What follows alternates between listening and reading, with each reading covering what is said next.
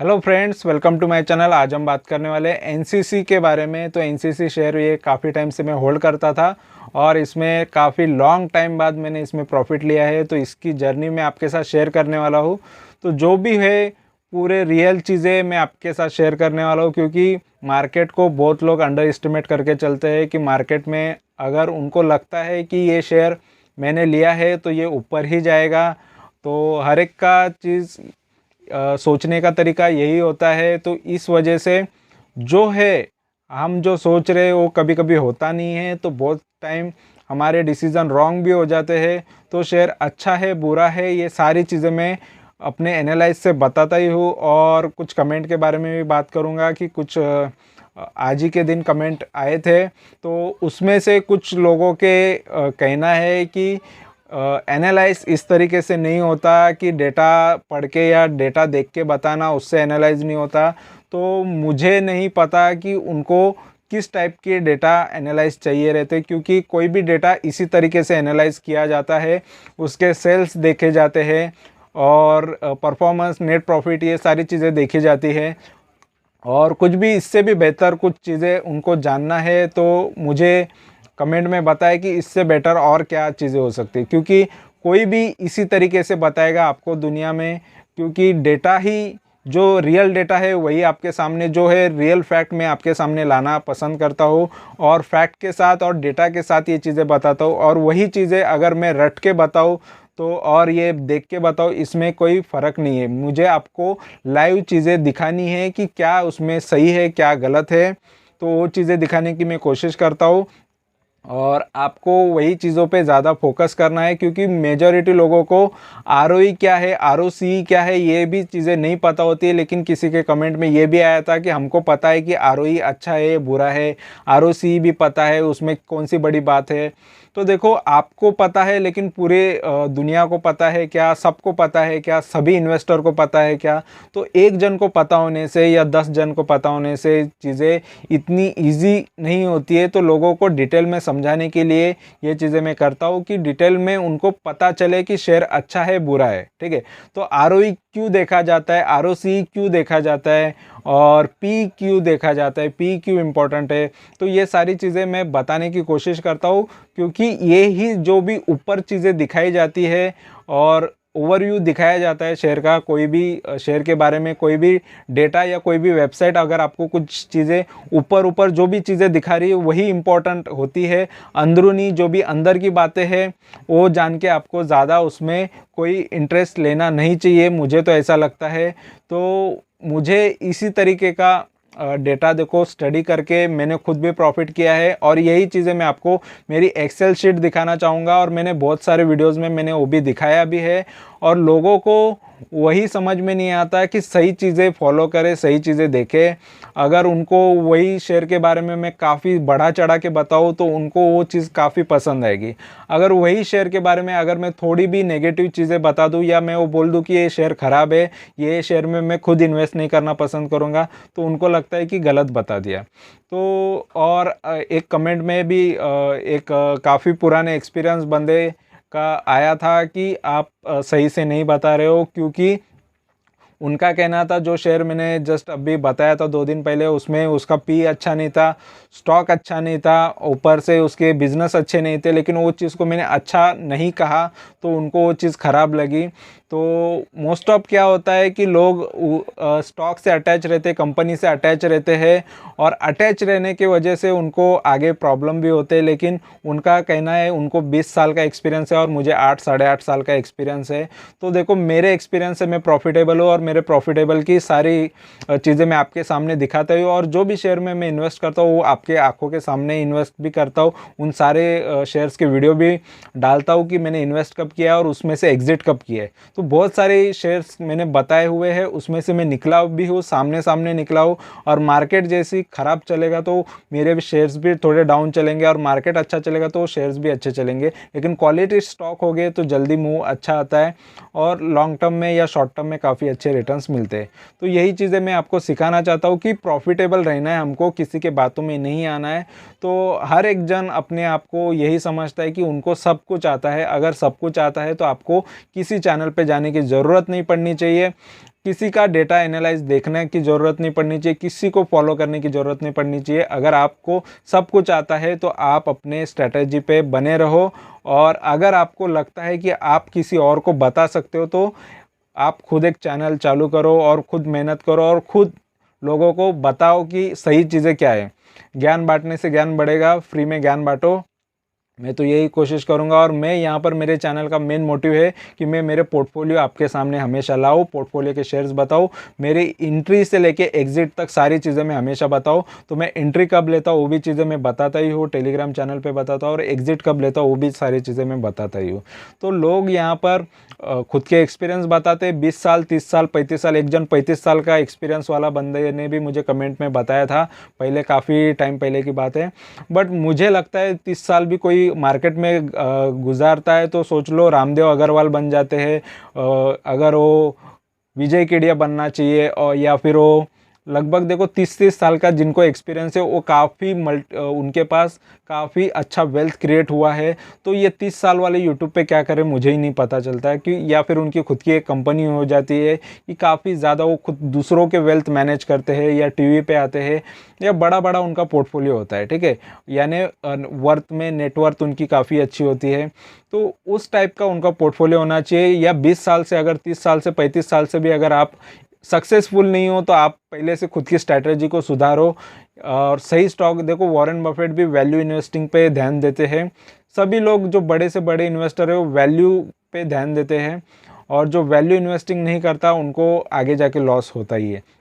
अगर आपको किसी कंपनी पे कॉन्फिडेंस है, ज़्यादा से ज़्यादा कॉन्फिडेंस है कि ये कंपनी आगे काफ़ी अच्छे रिटर्न्स देगी, तो आपको वो स्टिक रहना है, वो चीज़ पे रहना है, और देखना है कि वो चीज़ सच में होती है या नहीं होती है। कभी कभी आपके डिसीजन रॉन्ग भी हो सकते हैं, तो वहाँ पर लक बाय चांस वाले चीज़ें होती है कि लक बाय चांस वो शेयर अच्छा चल गया तो ही अच्छा। अगर आप राकेश झुनझुनवाला जी की बात करेंगे तो उनको जो सबसे ज़्यादा रिटर्न किसी शेयर ने दिए है तो वो है टाइटन, और टाइटन है टाटा की कंपनी, और टाटा है तो देखो टाटा ऑलरेडी काफ़ी बड़ी कंपनी है, बड़ा नाम है। तो बड़ी कंपनी बड़े नाम के साथ अगर कोई कंपनी है तो ही उसमें अच्छे रिटर्न्स मिल सकते हैं, ये हमेशा मार्केट ने सिखाया है। इवन वॉरेन बफेट के पोर्टफोलियो देख लो, काफ़ी अच्छे क्वालिटी के अच्छे बड़ी बड़ी कंपनीज के शेयर होते हैं, छोटे मोटे या एकदम कचरे स्टॉक को वो इन्वेस्ट नहीं करते। तो बड़े से बड़ा इन्वेस्टर भी, अगर आपको छोटी ही कंपनी देखनी है तो उसकी सारी चीज़ें, उसकी प्रॉफिटेबिलिटी भी इंपॉर्टेंट होती है। तो ये सारी चीज़ें मैं मेरे चैनल पे बताने की कोशिश करता हूँ, और वो साथ साथ में आपको डेटा भी साथ साथ में दिखाने की कोशिश करता हूँ। तो वो सबसे मुझे इम्पोर्टेंट लगता है। ज़रूरी है कि आपको सही से सबूत के साथ, प्रूफ के साथ, क्योंकि मैं कभी कभी बिना कुछ प्रूफ देते बात करता हूँ तो लोग पूछते हैं कि आप किस बेस पे बात कर रहे हो, कि क्यों ये अच्छा है क्यों बुरा है। तो बेस भी दिखा देता हूँ, तो कोई कोई बोलता है कि देख के तो कोई भी बोल सकता है। तो वो चीज़ें करना क्या है, तो एक दो लोगों के लिए ये सारी चीज़ें मैं तो बंद तो नहीं कर सकता। मेरा चैनल का मेन मोटिव है कि मेरे एक्सपीरियंस में आपके साथ शेयर करूं, और किस तरीके के रिटर्न्स कमाए जाते हैं, कितने रिटर्न्स लिए जाते हैं। देखो जो लालच करता है, वो जो डबल ट्रिपल की कोशिश करता है 1 महीना 2 महीने के अंदर, उनका हमेशा देखो पोर्टफोलियो हमेशा नीचे ही रहेगा या उनका खाली ही हो जाएगा। तो मेन है और कैपिटल वो गवा देंगे। तो इम्पॉर्टेंट है कि आपको आपके कैपिटल को बचा के रखना है, एंड तक बचा के रखना है, और सही स्टॉक में सही टाइम पे इन्वेस्ट करना है, और ज़्यादा से ज़्यादा प्रॉफिट लेना है, ठीक है। तो अच्छे स्टॉक को यहाँ पर मैं बताने की कोशिश करता हूँ, और मोस्ट ऑफ मैं मेरे ही स्टॉक के बारे में बात करता हूँ। लेकिन क्या होता है कि कभी कभी व्यूअर की तरफ से भी रिक्वेस्ट आ जाती है कि हमारे ये स्टॉक के बारे में बता दो। तो जो है मेरे को जो लगता है वो मैं बता देता हूँ, और मुझे अगर लगता है वो चीज़ कि वो शेयर ख़राब है तो मैं ख़राब ही बोलूँगा कि ये मेरे लायक नहीं है शेयर, या इन्वेस्टमेंट के लायक मुझे नहीं लगता शेयर। तो मेरा ओपिनियन होता है, और एंड में ये भी मैं बता देता हूँ कि ये मेरा पर्सनल ओपिनियन है, बाकी आपकी मर्जी होती है आपको इन्वेस्ट करना है नहीं करना है। लेकिन मैं मेरा ओपिनियन देने का काम करता हूँ, और मैं मेरे अभी आपको पोर्टफोलियो भी दिखा दूंगा कि मैंने लाइफ में कितने सारे शेयर्स में से निकला हूँ, प्रॉफिट में निकला हूँ। और ये चैनल देखो मैंने जस्ट 1 साल पहले ही खोला हुआ है, अगर इससे पुराना होता चैनल तो मैं कब से 8 साढ़े 8 साल से मेरी जर्नी है वो पूरी आपको बता देता। तो यहाँ से 1 साल से जो भी जर्नी हो आपको तो क्लियरली आपके आंखों के सामने दिखेगी कि मैं कौन से स्टॉक ले रहा हूँ, कब बेच रहा हूँ क्या नहीं, या मैं बर्बाद हो रहा हूँ, या मेरे स्टॉक ख़राब चल रहे हैं, ये सारी चीज़ें मैं आपको बताते जाऊँगा। तो आपको ये सारी चीज़ें सीखनी है, एक्सपीरियंस बंदे से सीखनी है। अगर मेरा एक्सपीरियंस है, आपको कुछ सीखने नहीं मिल रहा है तो कहीं और से एक्सपीरियंस लो, लेकिन कोई फ्री में सिखा रहा है उससे सीख लो। मुझे यही कहना है कि जो भी आपको जेन्युइन चीज़ें बता रहा है, रियल चीज़ें बता रहा है, और उनसे ही सीख लो। काफ़ी मेहनत जाती है इसके अंदर, ठीक है। तो एक आपको कंटेंट देने में या आपके लिए एक वीडियो बनाने में भी काफ़ी मेहनत जाती है यहाँ पर। तो आप भी उस लायक बनो, आपके लिए अच्छे अच्छे स्टॉक मैं यहाँ पर लाते जाऊँगा और उसके बारे में बताते जाऊँगा। तो आप ये वीडियो एंड तक देखो, और वीडियो अच्छा लगेगा तो ज़रूर चैनल को सब्सक्राइब करना। Thank you. तो दोस्तों, ये है मेरा पोर्टफोलियो के कुछ शेयर जिसमें से मैंने प्रॉफिट लिया है, और यही चीज़ें मैं आपको बताना चाह रहा हूँ। और ऑलरेडी उनके लिए मेन बताना चाहता हूँ, क्योंकि जिनको लगता है कि मेरी स्ट्रैटेजी रॉन्ग है, मेरा एनालाइज रॉन्ग है, तो उनके लिए ये सारी चीज़ें देख लो कि मैंने इन्वेस्टमेंट कितने में किया, बेचा कितने में, प्रॉफिटेबिलिटी देखो कितनी है, कितने परसेंटेज है, यहाँ पे 300 350 जो भी दिख रहे। और मैं ये सारी चीज़ें आपके आंखों के सामने भी ला रहा हूँ। बहुत सारे स्टॉक तो मैंने आपके आंखों के सामने बेचे, और जो भी अभी फ़िलहाल पोर्टफोलियो में अभी पड़े, जो माई स्टॉक करके मैंने डाला हुआ है, तो ये सारे स्टॉक में से भी मैं प्रॉफिट करके दिखाने वाला हूँ। तो देखो यहाँ पर देखो कौन से स्टॉक में अभी ज़्यादा से ज़्यादा रिटर्न चल रहे हैं और किस में कम चल रहा है, या जो भी है। और देखो बड़ी बड़ी कंपनियाँ भी, हीरो मोटोकॉर्प जैसी कंपनियों को भी मैं होल्ड करता हूँ, और इसके बारे में भी बताया हुआ है। यहाँ पर आप देख सकते हो 2-2.5 हज़ार वाली कंपनियाँ भी होल्ड करता हूँ। तो इम्पॉर्टेंट है कि सारी चीज़ें जो भी है, रियल चीज़ें, वो मैं आपके साथ शेयर करना पसंद करता हूँ। कोई चीज़ें फेक चीज़ें मैं आपको यहाँ पर बताने की कोशिश नहीं करता। तो मेन यही है कि आप तक सही नॉलेज पहुँचे, सही इन्फॉर्मेशन पहुँचे। और देखो मार्केट में बहुत सारे लोग मल्टीबैगर चिल्लाते हैं हर एक छोटे से शेयर 10 रुपये 5 रुपये या 1-2 रुपये के शेयर को, लेकिन यहाँ पर मैं ये चैनल पर ये चीज़ें नहीं करता। और यही चीज़ अलग है। लोग बोलते हैं कि डेटा देख के कोई भी बता सकता है, लेकिन डेटा देख के अगर आपको इतना पता चलता है तो आपको कोई भी चैनल की, कोई भी किसी की भी ज़रूरत नहीं पड़नी चाहिए कि ये शेयर के बारे में बताओ या ये शेयर कैसा है, देखने की भी ज़रूरत नहीं पड़नी चाहिए। अगर आपको इतना नॉलेज हो तो आपका भी पोर्टफोलियो हमेशा प्रॉफिटेबल होना चाहिए, आपके प्रॉफिट हमेशा अच्छे होने चाहिए। और आपको नॉलेज है तो मैं चाहता हूँ कि आप भी एक यूट्यूब चैनल बनाओ। जिनको ज़्यादा नॉलेज है वो प्लीज़ लोगों को शेयर करो, क्योंकि शेयर मार्केट का नॉलेज बहुत लोगों को कम है, मुझे ऐसा लगता है। इसीलिए मैंने ये चैनल स्टार्ट किया है कि किस तरीके से मार्केट में से रिटर्न कमाया जाता है। लोग लालच दिखाना पसंद करते हैं, मैं लालच यहाँ पर दिखाने की कोशिश नहीं करता। जो है रियल प्रॉफिट है, देखो मिनिमम तो 20-21% के मैं प्रॉफिट लेता हूँ, वो भी यहाँ पर आपको देखने मिलेगा। तो जो भी है रियलिटी बताने की कोशिश करता हूँ, और रियलिटी ही मुझे पसंद है कि लोगों तक ये पहुँचे। और ज़्यादा बढ़ा चढ़ा के चीज़ें बताने से कोई मतलब नहीं है। तो ये मेरा पोर्टफोलियो है, और ये पोर्टफोलियो है, और ये पोर्टफोलियो में से बहुत सारे जो शेयर्स मैंने बेचे हैं, बेच के प्रॉफिट लिया है, उसके बारे में यहाँ पर बताया। और इसमें से काफ़ी शेयर्स के सभी के आपको वीडियोस देखने मिलेंगे, और जो नहीं है उनके वीडियो धीरे धीरे आ ही रहे हैं। सभी वीडियोज़ मैं आपके सामने ला रहा हूँ, जैसे आप भी NCC का ला रहा हूँ, ऐसे बहुत सारे शेयर्स के जो मैंने प्रॉफिट निकाले हैं। देखो एकदम से पॉसिबल नहीं होता बहुत सारे वीडियो बनाना, और मेरा रोज़ के वीडियोस ज़्यादा से ज़्यादा वीडियोस 10-10 20-20 वीडियो एक दिन में डालने का काम नहीं है। तो मैं बाकी भी काम करते रहता हूँ। तो इम्पॉर्टेंट है कि आपको प्रॉफिटेबल और सही नॉलेज देना, प्रॉफिटेबल भी बनना है तो आपको सही स्टॉक में इन्वेस्ट करना। तो ये सारी चीज़ें सिखा दूँ, और बाकी आपका चॉइस होता है कि आपको ऐसे कंपनी में इन्वेस्ट करना है नहीं करना है, वो आपका चॉइस होता है। मेरा काम है कि आपको सही स्टॉक बताना, सही स्टॉक में सही स्टॉक के बारे में इन्फॉर्मेशन देना। तो मैं जस्ट इन्फॉर्मेशन देने का काम करता हूँ, बाकी आपका काम होता है कि वो इन्फॉर्मेशन लेना है नहीं लेना है, सीखना है नहीं सीखना है, वो आप पर होता है। और सही चीज़ों को जल्दी लोग एक्सेप्ट नहीं करते, जितनी ख़राब चीज़ें जल्दी अट्रैक्ट करती है, बुरी चीज़ें जल्दी अट्रैक्ट करती है, लेकिन सही चीज़ें जल्दी अट्रैक्ट नहीं करती। तो ये चीज़ें मुझे पता है। अगर यही हर एक शेयर के बारे में बढ़ा चढ़ा के मैं टाइटल में भी डालूँ, थंबनेल में भी डालूँ, तो काफ़ी लोग अट्रैक्ट होंगे, क्योंकि वो बुरा चीज़ है और अट्रैक्ट किया जा रहा है। लेकिन मैं यहाँ पर जो भी नॉर्मल सा थंबनेल, नॉर्मल सी चीज़ें और नॉर्मल सी बातें करके जाता हूँ। तो देखो, जो इंसान को सही चीज़ें पता है और सही चीज़ों का एक्सपीरियंस है कि नहीं ये बातें बंदा सही बता रहा है, तो वही यहाँ पर ये चैनल से जुड़ते हैं। और जिनको लगता है कि नहीं यार ये हमारे लायक बातें नहीं कर रहा है, हमको जो ये चाहिए वो बता नहीं रहा है, हमको बता नहीं रहा है कि ये शेयर मल्टीबैगर होगा, दूसरा चैनल बता रहा है कि ये मल्टीबैगर हो सकता है, तो ये गलत बता रहा है, ऐसा उनको लगता है।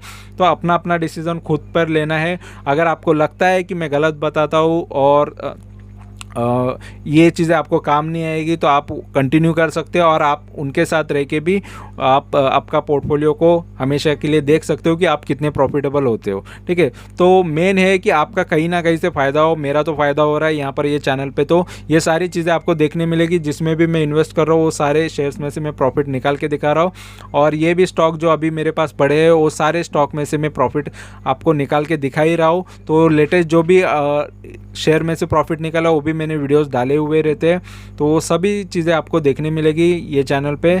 तो आपको ये वीडियोस अच्छे से देखना है, समझना है, और अच्छा लगे तो ज़रूर चैनल को सब्सक्राइब करना है। तो यहाँ पर अभी एनसीसी के बारे में बात करेंगे कि एनसीसी स्टॉक कैसा है। ठीक है, तो दोस्तों यहाँ पर ये एनसीसी का वेबसाइट आप देख सकते हो कि काफ़ी टाइम पुरानी कंपनी है, 40 साल कंप्लीट हो चुके हैं ये कंपनी को।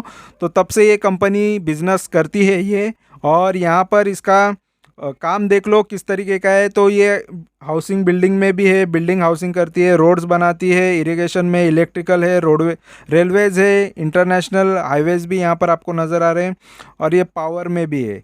तो ये सारी चीज़ों में कंपनी का मेन बिजनेस है। वर्ल्ड क्लास इनका इंफ्रास्ट्रक्चर है, और यहाँ पर ये फोकस अर्बन इंफ्रास्ट्रक्चर पे भी कर रही है, और यहाँ पर रेसिडेंशियल कमर्शियल भी चीज़ें ये कॉम्प्लेक्स बनाती है। तो ये कंपनी का मेन बिजनेस है, ये कंपनी का काम है। और ये कंपनी में इन्वेस्ट करने की क्या फ़ायदा है, ये कंपनी में इन्वेस्ट अगर आप रहोगे तो कितना बेनिफिट हो सकता है, और मुझे कितना हुआ, मैं कब से इन्वेस्टेड था, ये चीज़ें मैं आपके साथ शेयर करूंगा। यहाँ पर स्क्रीनर का डेटा यहाँ पर आप देख सकते हो। तो देखो, ये चीज़ें जो भी डेटा यहाँ पर बताएगा वही चीज़ें मैं बताऊँगा, यहाँ पर कोई चीज़ें अपने मन से नहीं बताऊँगा। तो इम्पॉर्टेंट है कि जो डेटा बोल रहा है वही सही होता है, और मैं कुछ भी मन से बताऊँ या कोई और आपको मन से कुछ भी बताए तो वो सही नहीं होता है। तो ये मैं डेटा के फैक्ट के बताता हूँ। ठीक है, तो जो चीज़ें बुक्स में होती है, जो चीज़ें छपी होती है, वही चीज़ें रियल होती है मोस्ट ऑफ, और कोई अपने मन से कुछ भी बताए तो वो मुझे रॉन्ग लगता है। तो ये फैक्ट पे ही मैं आपके साथ यहाँ पर रहना चाहूँगा। तो यहाँ पर ये देख सकते हो कंपनी का यहाँ पर मार्केट कैपिटल लगभग 4,500 करोड़ की मार्केट कैपिटल वाली कंपनी है। फिलहाल 71 का प्राइस चल रहा है, यहाँ पर 51 का लो मारा है, 84 का हाई मार चुकी है ये। तो फिलहाल हाई से कम पे मिल रहा है ये, तो अच्छी बात है। और यहाँ पर स्टॉक का पी यहाँ पर आप देख सकते हो 11 का आ रहा है, काफ़ी अच्छी बात है। अभी भी ये काफ़ी अच्छे वैल्यूएशन पे आपको ये मिल रहा है, बुक वैल्यू काफ़ी अच्छा है, डिविडेंड देती है, ये भी एक चीज़ अच्छी है। लगभग 2.5 से 3% के बीच में ये डिविडेंड दे रही है आपको, तो डिविडेंड देने वाली कंपनी मोस्ट ऑफ मैं अच्छा ही मानता हूँ। और ROC अच्छा है, ROE थोड़ा सा ख़राब है। ठीक है, ROC लगभग 10%, 12% या 13% के आसपास यहाँ पर ROC यानी रिटर्न ऑन कैपिटल एम्प्लॉयड। तो मोस्ट ऑफ लोगों को ROC का मतलब नहीं पता होता है, कुछ लोगों को ही पता होता है, इसीलिए मैं ये चीज़ें बताते रहता हूँ। क्योंकि कमेंट में आया था कि ROC ROE हमको तो पता है, और क्या नया कुछ क्या बता रहे हो। तो ROC एक जन को पता है, 10 जन को पता है। मेरा काम है कि ये चैनल पे जितने भी लोग आए उन सबको पता चले। ठीक है, तो 1 या 2 लोगों के लिए ये चीज़ें नहीं कर रहा हूँ मैं। ठीक है, तो सभी के लिए ये चीज़ें बताने का कोशिश कर रहा हूँ कि छोटे से छोटा जो नया इन्वेस्टर मार्केट में आया है उसको भी क्लियरली ये सारी चीज़ें समझ में आए। ठीक है, तो ROE और ROC हर टाइम मैं एक्सप्लेन करते रहता हूँ, ROE क्या होता है, ROC क्या होता है। ये मेरा मेन काम है कि लोगों तक सही चीज़ें और डिटेल में चीज़ें पहुँचे। तो ROC का मतलब यही होता है कि रिटर्न ऑन कैपिटल एम्प्लॉयड, जो डेट कैपिटल है, इक्विटी कैपिटल है, और डेट कैपिटल जो कर्जा कंपनी ने लिया है, और खुद का कैपिटल, इस पे कंपनी का 12 से 13% रिटर्न जनरेट कर रही है। और खुद के कैपिटल पे देखो लगभग 6-6.25% रिटर्न जनरेट कर रही है। तो इम्पॉर्टेंट है कि दोनों चीज़ें मैं क्लियरली आपको सही से समझाऊँ। फेस वैल्यू देखो 2 रुपये का आ रहा है, तो काफ़ी ये अभी अच्छा ही है। एक साल में देखो शेयर का परफॉर्मेंस किस तरीके का रहा है, तो एक साल में ये अप एंड डाउन काफ़ी किया है। तो ये इसका जो हाई है यहाँ पर आप देख सकते हो, ये जो हाई है 81, और वहाँ से इसने जो लो मारा था यहाँ पर 59। ठीक है, तो ये लगभग ये यहाँ पर 56 का जो लो है यहाँ पर और ये यहाँ पर एक हाई जो है वहाँ से काफ़ी देखो डाउन गिरा था। यहाँ पर जिसने ख़रीदा उसको थोड़ा बहुत प्रॉफिट, जो हाई पे ख़रीदता है उसको लॉस होता है, क्योंकि ये भाव बाद में जल्दी आया ही नहीं, और जब तक नहीं आता तब तक वो बंदा लॉस में ही रहेगा।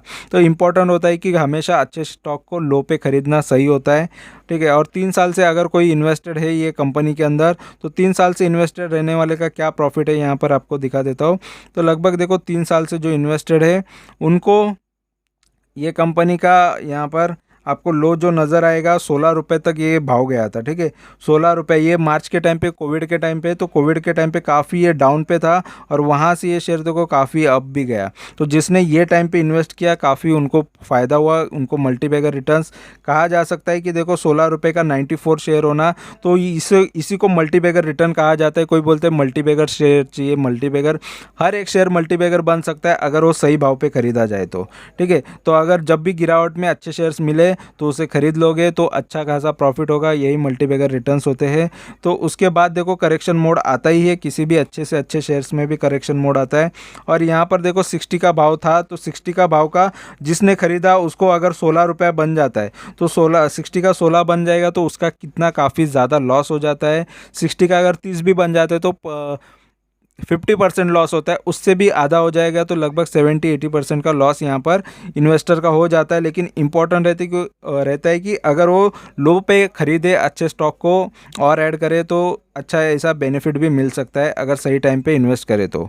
और 5 साल की बात करेंगे तो देखो 5 साल में ये शेयर का भाव क्या रहा है, तो लगभग ये शेयर का भाव रहा है, यहाँ पर आप देख सकते हो, ये लगभग ये यहाँ पर 136 के भाव का ये शेयर था। और वहाँ से ये शेयर देखो काफ़ी ज़्यादा ये गिरा था, फिर वहाँ से अप गया, फिर डाउन गया।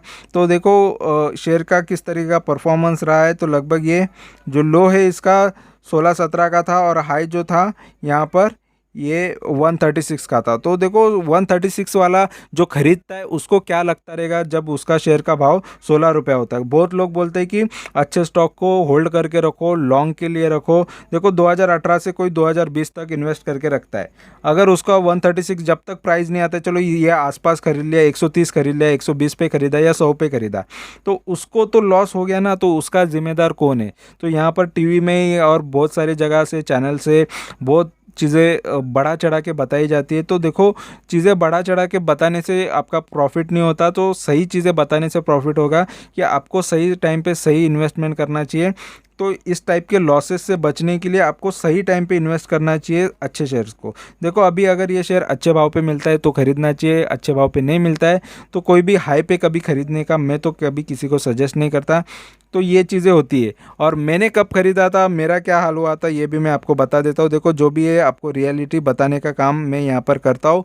तो यहाँ पर मेरी इन्वेस्टमेंट ये शेयर के अंदर लगभग यहाँ पर मेरा भाव देखो, मैंने 2015 से इन्वेस्टेड हूँ ऑलरेडी। मैं शेयर मार्केट में 2014 से हूँ, मार्च 2014 से। और मार्च 2015 में यानी लगभग मैंने यहाँ पर चार्ट दिखा देता हूँ। 10 साल के चार्ट के अंदर मेरा प्राइस भी आ जाएगा और आपको सीखने भी मिलेगा। तो देखो 2015 पे मैंने इन्वेस्ट किया, और 2015 कहाँ पर ये बता देता हूँ। तो 2015 के अंदर मैंने ये कंपनी में इन्वेस्ट किया, ठीक है। तो देखो कितना टाइम पहले मैंने ये कंपनी में इन्वेस्ट किया था, और वो डेट भी मैं एग्जैक्ट बता देता हूँ आपको, ठीक है। तो मेरा डेट यहाँ पर लगभग ये 3 मार्च 2015 का है। 3 मार्च 2015 के टाइम पे ये कंपनी में मैं आया, ठीक है। तो यहाँ पर ये मार्च का टाइम है, ठीक है। तो ये मार्च में यहाँ पर मैं इन्वेस्ट करता हूँ ये टाइम पे, ठीक है। और वो टाइम पे भाव रहता है कंपनी का लगभग 97 के भाव पे मैं इसमें 100 क्वांटिटीज़ खरीदता हूँ।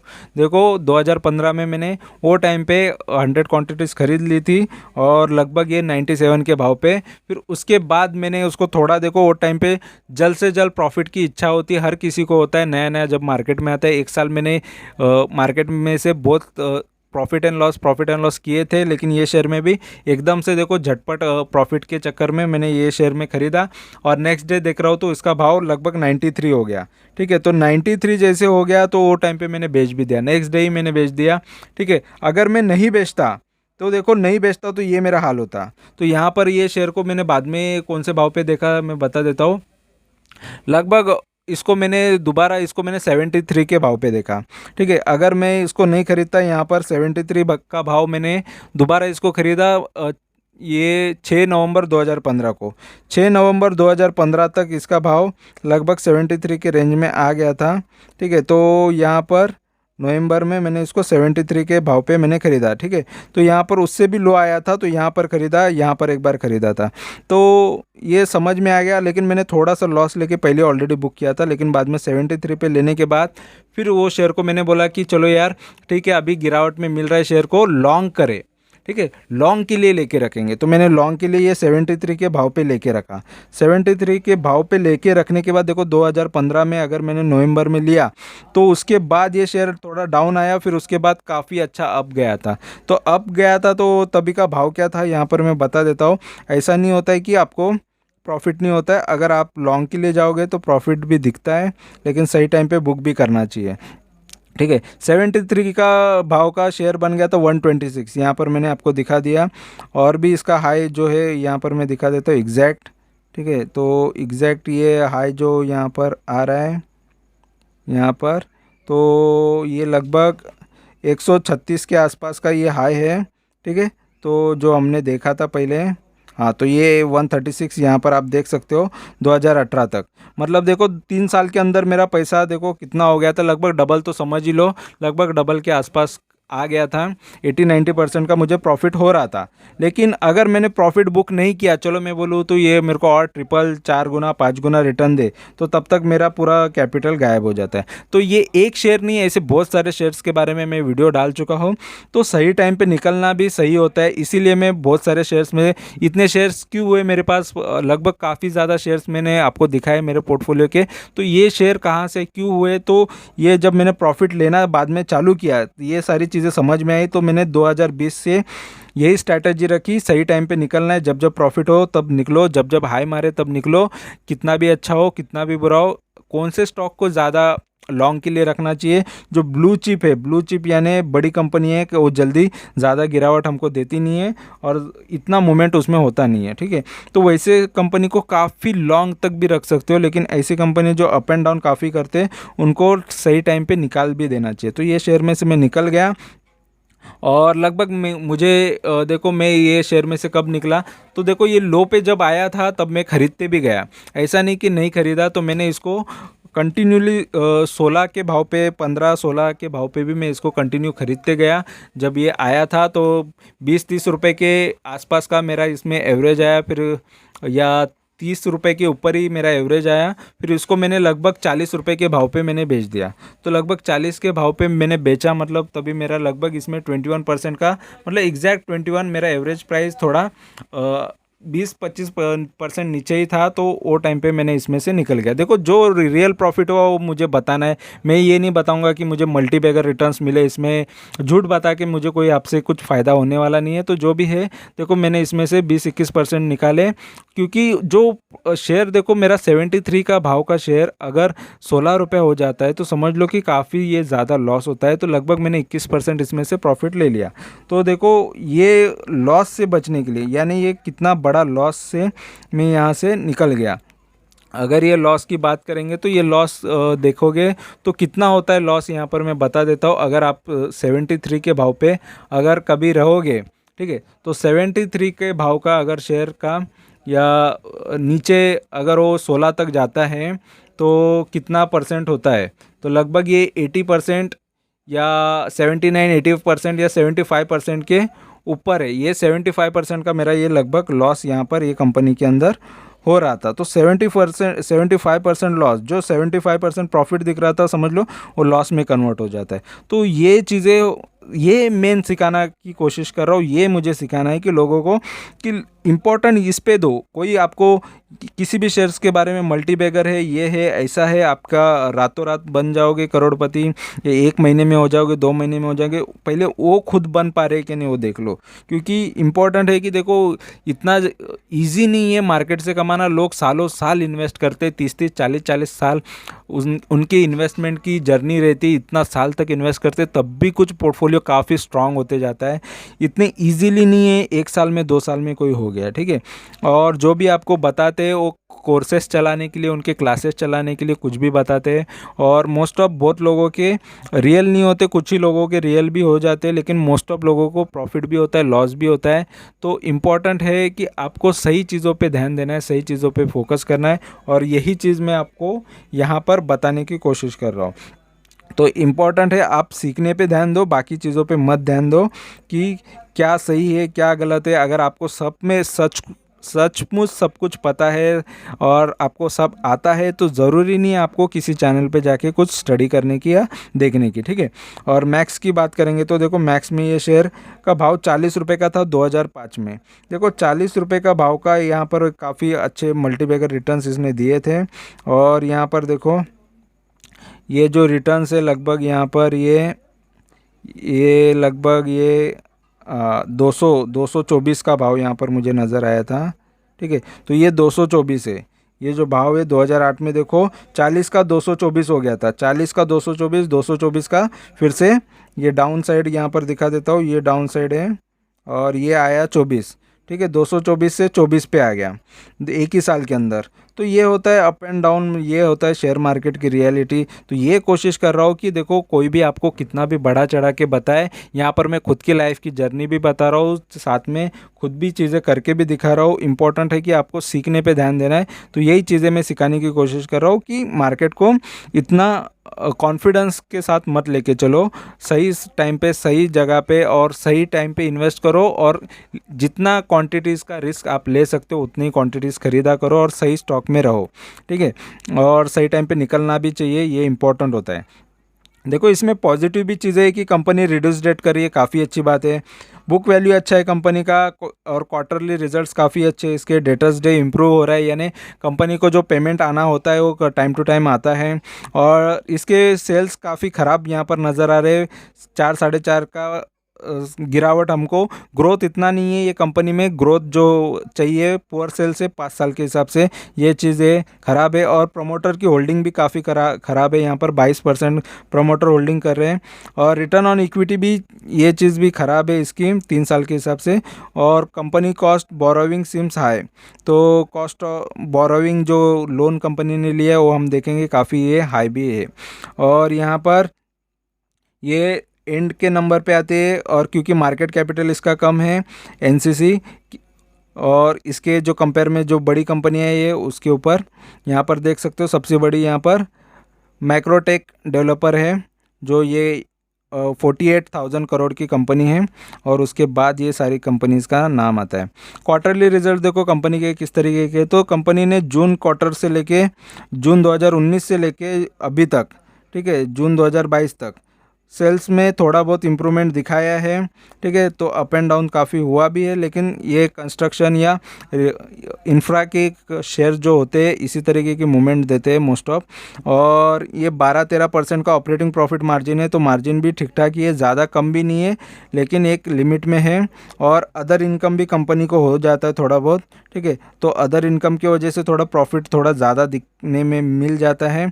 इंटरेस्ट देखो कंपनी बैच कितना चुका रही है, तो लगभग 111 करोड़ का कंपनी को फिलहाल अभी बैच चुका रही है, कर्जा चुका रही है, ठीक है। और यहाँ पर अगर देखेंगे तो इसका नेट प्रॉफिट यहाँ पर आपको देखने मिलेगा 137 का। तो प्रॉफिटेबिलिटी भी अप एंड डाउन काफ़ी होते हुए हमको दिखाई दे रही है, अप डाउन करते रहता है ये क्वार्टरली इसके रिजल्ट्स, ठीक है। और यहाँ पर अगर प्रॉफिट एंड लॉस की बात करेंगे तो लगभग देखो मार्च 2011 से लेके अभी तक, 2011 में इसका कंपनी का सेल देखो 6,000 करोड़ का था, और अभी यहाँ पर देखो कंपनी का सेल 11,000 करोड़ तक पहुँचा है, और फिलहाल लास्ट 12 मंथ का 12,000 करोड़ तक पहुँचा है।